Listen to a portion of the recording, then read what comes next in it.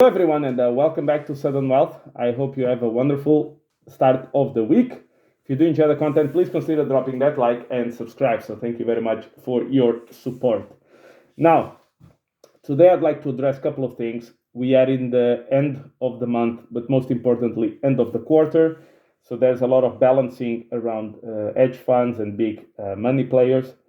There's a bit of window dressing, which is basically cooking a bit the books to make them look better, but within the rules. That means also selling some positions, buying other positions, rebalancing ETFs, rebalancing funds. Make sure that the positioning is set up for quarter four. So we do expect somewhat of a volatile week. Bad news for our friends Harry Dent and Steven Van Meter. TLT keeps going down. It's now below 90, at least at the time of this recording. And TLT, in case that you don't know what it is, it's the bond ETF that is with bonds, 10-year bonds and 30-year bonds with an average of 20-year maturities. And basically, it kind of gives you the feeling for the long-term government debt, and I've told you this many times before, the debt market throws around a lot of impact and influence on the stock market, the crypto market, the commodities market, you name it. The bond market is the big daddy, and all the other ones are the small children, if you will. And if bonds remain very volatile, if rates keep spiking, this will have a negative impact on all markets. Now, in theory, precious metals and crypto should work as an hedge, exactly. If the system starts to collapse, the financial system in place, these should be the alternatives to that crumbling system. And they are. Okay? The key question is, when the thing is falling apart, people, and when I mean people, I'm talking about big money, big corporations, etc., big funds, big, you name it, they don't sell what they want. They sell what they can. So that's why, for example, 2008, you see a big collapse of the stock market, and you see a collapse in gold as well. But after 30 days, gold ramps up ahead of everything else, exactly because there were fears of our financial system collapsing. The point is, there was a big bleeding in gold for the first 30 days in order to, pay up margin calls, get up collateral, all of these issues. My point is, as long as the bond market remains this volatile, it will be difficult for stocks to move materially higher. Now, as long as the S&P stays above 4,200, 4,250, we should be fine. If we start breaking decisively below that, that starts to be a problem. When I say decisively, it's not and straight back up. I'm talking about down, no support, keeps going down, blah, blah, blah. That is the kind of thing that I'm talking about. Now, I do think that if bonds keep up on this trajectory too long, I think the Federal Reserve will interfere and will start buying them up. But they won't call it QE, they will call it something else. Something which is exactly like QE, but you need to give it a name so people don't stress too much. They will call it Operation Twist, Operation Inflation Reduction, Operation Freedom, Operation, American People, whatever. They will give it a nice name so people get a positive message coming out of it. But in any case, if you are wondering why Steven Van Meter promoting garbage stocks, now it's not on a weekly basis, it's on a daily basis in exchange for $6,500. To do so, despite the fact that he sells you a software tool and is such an expert, then you should consider, why does he need to pump garbage stocks on a daily basis to his audience? I'll let you figure that out, okay? Now, what does that mean for crypto? Now, there's something in crypto that needs to be addressed. Number one, the September that everyone was expecting, it seems less likely that it's going to happen, okay?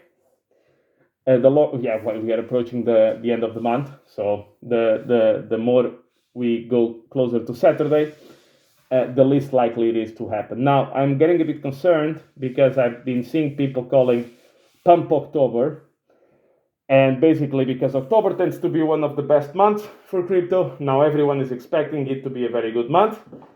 I hope it is, but you know my position when I see a lot of people drifting in the same direction starts to make me concerned.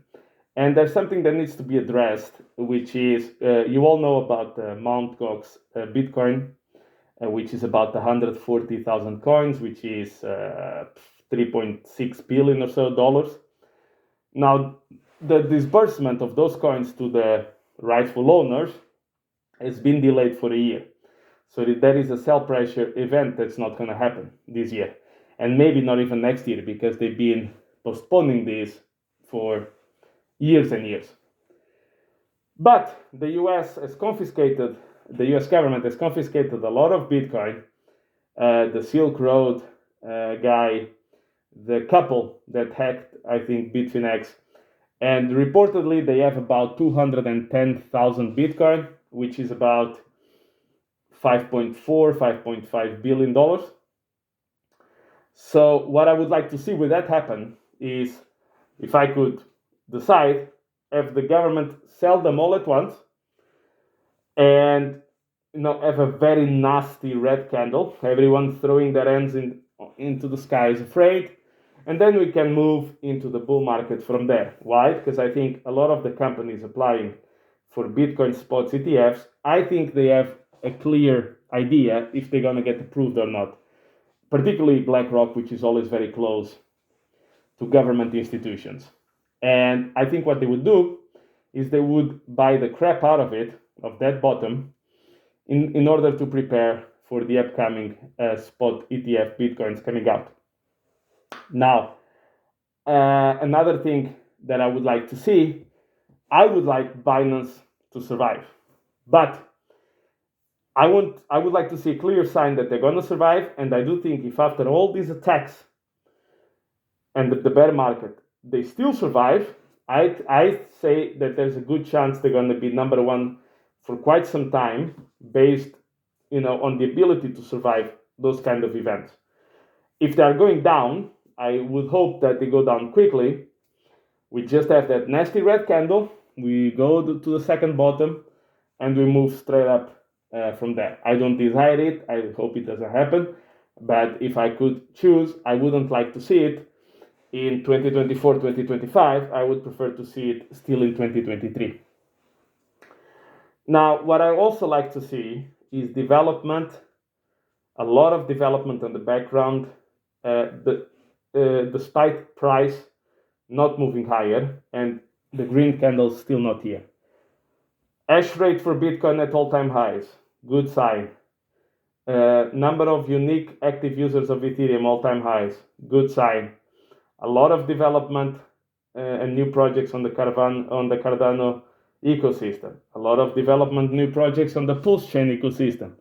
One of the projects that actually I have a bit of a participation, a small one, because I call it a moonshot project, not a retirement core project, which is called PulseSpot, which is a decentralized casino, and they will have decentralized slot machines, roulette tables, price calls, eventually online betting, blah, blah, blah, all of these things. I'm not so sure they will succeed, but they basically had their try run on Binance with BNB Pod, and I believe they just solved a major issue that they had regarding the slot machines portion, which is now been solved, and it has led to a nice 80-something% pump. But the point is, a lot of development around that project is also happening, despite the price of BNB Pod, which is the only version that is still out. So PulseSpot is still not out. There's actually a lot of development behind it. Will it succeed? I don't know. Will it turn out to be a scam? I don't know. That's why I put a little bit of money instead of big amounts. And I'm here to see how they will perform. I hope everything goes well. I hope that the team does do what they promised and nobody gets scammed into it. But my point is, even though the pricing is not up, the development has been non-stop and the issues have been tackled also concurrently all the time. And what you want to see is these projects coming out in the Pulse Chain ecosystem or in any other ecosystem that you guys are involved with. Look, to me, I hope we all do well.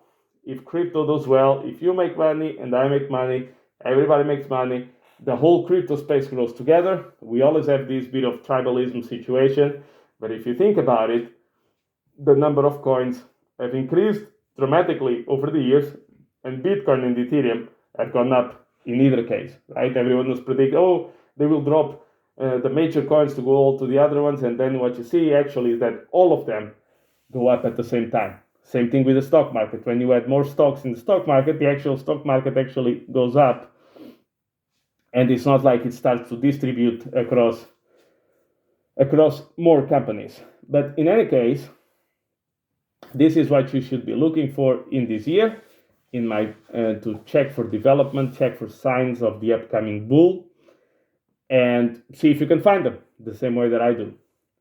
And to me, I've mentioned this before, even if Pulse Chain goes up 10x, I am looking at 2025. I mean, unless, look, within 1 year, the whole thing goes up 500-fold, yeah, sure, then it's a different story. But I don't expect that to happen, to be honest. So, I mean, I have very clear goals, very clear guidelines, but be very careful because the bond market still dictates the rules for everyone else. I know we would all like to say, oh no, we are a decorrelated asset class. What happens in the world doesn't affect us, blah, blah, blah. I get it. That's what we all want one day in the future. At the moment, it's just not the case. Bond market gets very shaky, very volatile. Stocks come down. Crypto barely moves or goes down. And precious metal either go down or also barely move. So don't fall for the wishful thinking narratives. Just look at reality and make your own decisions. So thank you very much, guys, and I'll catch you in the next one. See you tomorrow. Thank you very much for the support. Drop that like and subscribe if you haven't done it yet. Thank you.